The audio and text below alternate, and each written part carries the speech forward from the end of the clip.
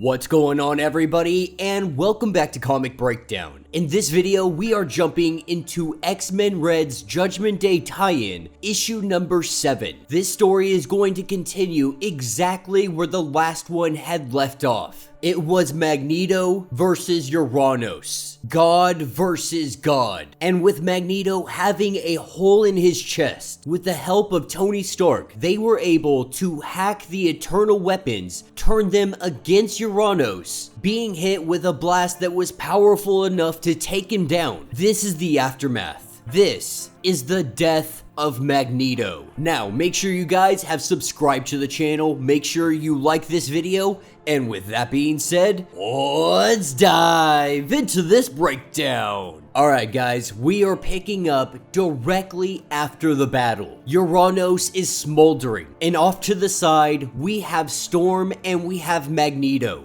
And slowly but surely, Magneto is coming to his end, as he sits here and he bleeds out in front of Storm, while she does try to do all she can with her powers to try to prevent him from dying. But this is inevitable, letting her know that she cannot hold back death any more than he can, that some things are simply out of our hands. She does bring up resurrection. Even with no backup, he can still be returned. But Magneto refuses to do this. The truth is, they need the Great Ring. They need Arakko. And he is not trying to make himself out to be some kind of martyr. He doesn't necessarily want to die, but if he tries to resurrect himself, if he lets Storm do this, it could break everything that he has been building with the people of Arakko. He has been trying so hard to really join these two people together, these two mutant societies, trying to bring them under some kind of unified banner. He promised the Great Ring that he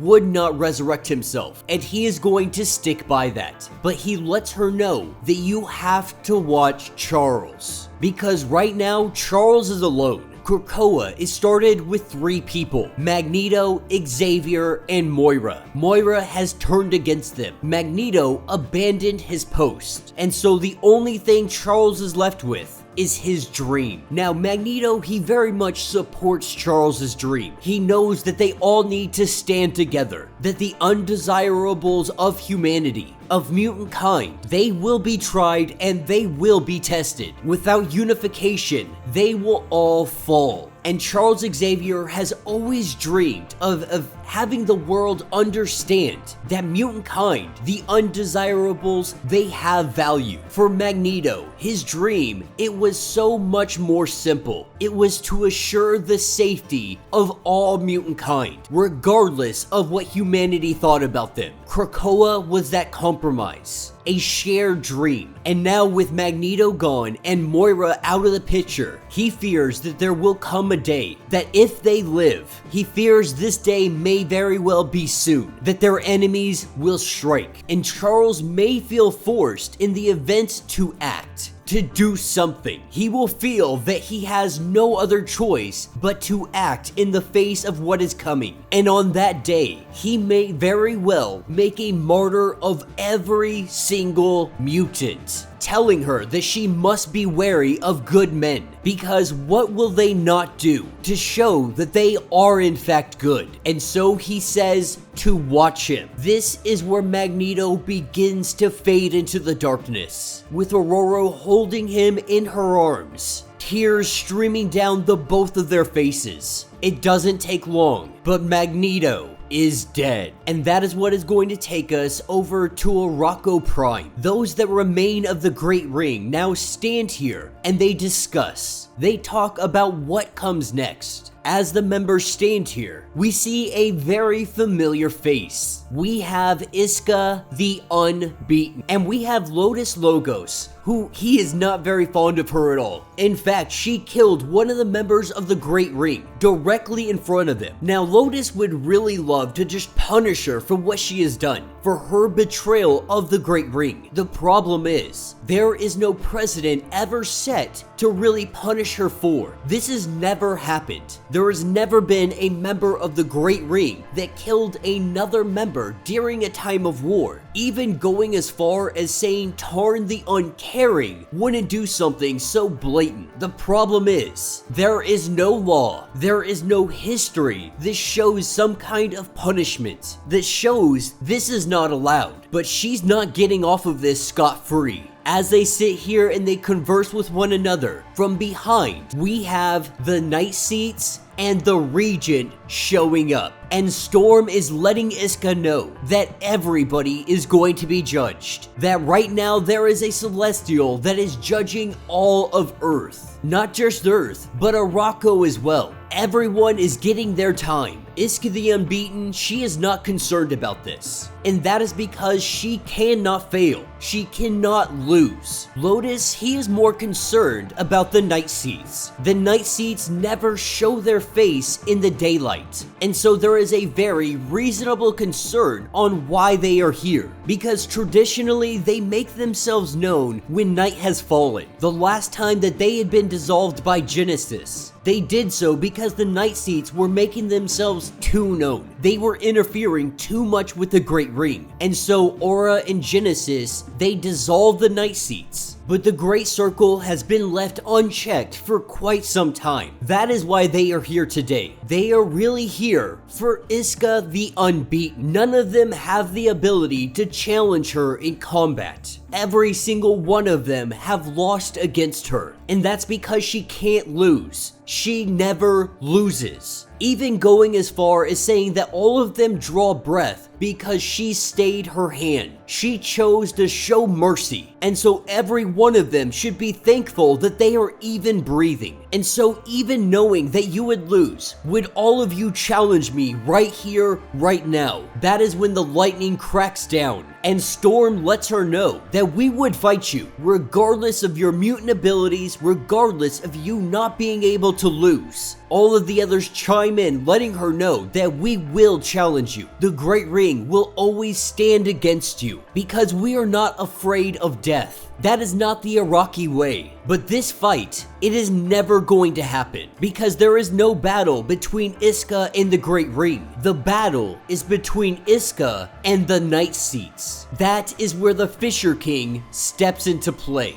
And he challenges her to a contest of understanding. And the winner is the one who truly understands the meaning of loss. And this is where it gets a little bit tricky. It doesn't necessarily say that Fisher King has any abilities, but in the time that 1 second can pass, Isca the Unbeaten goes through a lot of memories, all the way from her early ages to where she currently sits. And it really goes through the idea, the Isca the Unbeaten, while it was really great at first that she was never able to lose, she also believes that she was never able to win. She was given a cheat code to life, and she never knew if everything was done on her own merit, if she actually has the skills and the ability to overcome everything that she faces, or is it just her mutant ability letting her pass? As she goes through all of these memories, she drops down to her knees, and she says that she understands. Immediately, she resigns from the Great Ring, saying that she does not belong in the seat of victory. In fact, she doesn't believe she belongs in any seat at all. She cannot be of Arakko because she can never be anything more than what she is. She can never lose. And this means that she can never win. Standing before her, we see Tarn the Uncaring. This is our Celestial coming in the form of Tarn, giving her her judgment. Isca the Unbeaten passes, and she walks off into the distance, unknowing where Isca the Unbeaten is going, telling the others not to follow her. And so now the Great Ring, it is 6. This is when the Night Seats say that their business has come to an end, that they are not going to interfere right now any longer in whatever is going on with the Great Ring. Not sure what to do, Lotus is the one that speaks up, letting them know that it is time for a new era. It is time for change. The world has changed around us. We find ourselves on an entirely different planet, refusing to be like the Eternals, caged forever, doing the same thing. He wants his people to evolve. This is where Storm recognizes that he is right. and because of this, she yields the seat of all around us, and she yields it to Lotus Logos. This is when Aura speaks up and lets it be known that she is not happy about this, believing that there can be no transfer without a challenge. Storm says that it is a challenge for the fitness of the role. She doesn't believe that she can fit this role any longer, because the Regent's seat decides the future of this land. Who not better to put in that spot than the poets and the dreamers? Storm believing that it cannot be her, that she is of both Earth and Arakko, that both of them are her home, but she can't sit here and be so divided all the time. But this doesn't mean that she is leaving the Great Ring. As it sits right now, there is no shortage of applicants to the Table Dawn. If there is a tomorrow, we can elect somebody new to take the seat over. But needing somebody to sit there today, the seat that once belonged to Magneto, she is the one that held him in her arms as he died. Tomorrow, if they know victory, perhaps she will take another place in the dawn. But today, there is only one thing that is truly fitting. In Magneto's name,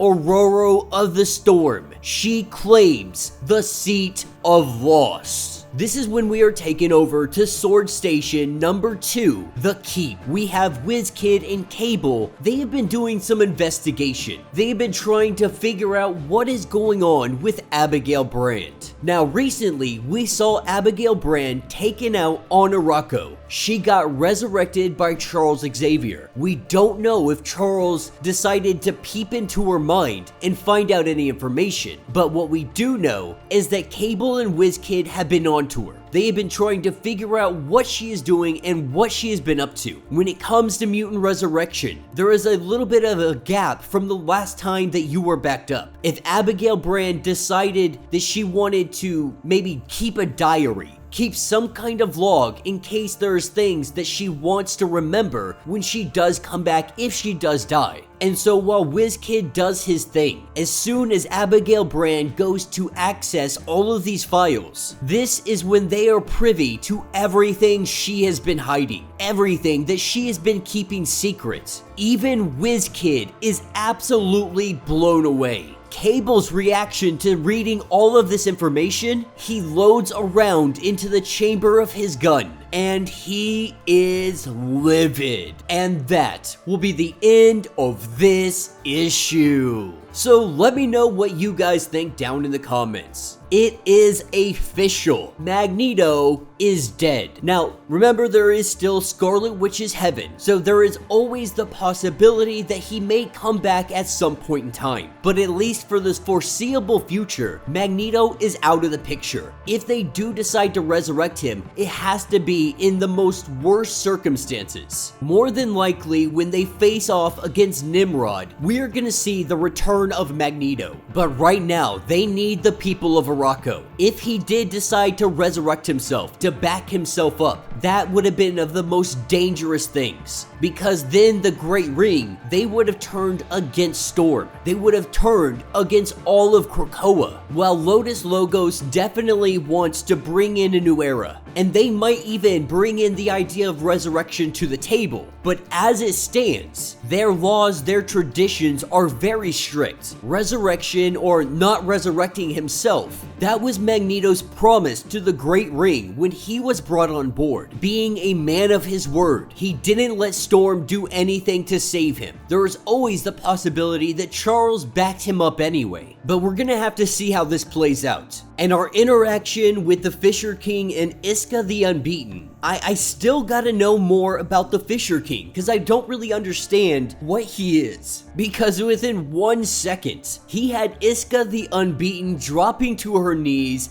and yielding up her seat on the Great Ring. In that 1 second, she came to the realization that she is not worthy to be on the Great Ring because she has never truly won anything. Yes, she wins every single fight that she does, but it is all because of her mutant ability. It's never because of her own willpower, her own merit, none of that. She wins because she wins, and this means that she loses. How can you sit on the Great Ring if you never truly earned this place? Everybody else has risked death. They have fought, they have clawed, they have killed their way to the Great Ring. Isca the Unbeaten never had to do anything of that manner, specifically because of her mutant ability. And now Lotus Logos, he is the regent of Arakko. And we have Storm that is taking up the seat of war, if you will. The seat of loss. In a time of war, this is your general. This is who leads your army. X-Men Red has 100% been knocking out of the park. It has been absolutely phenomenal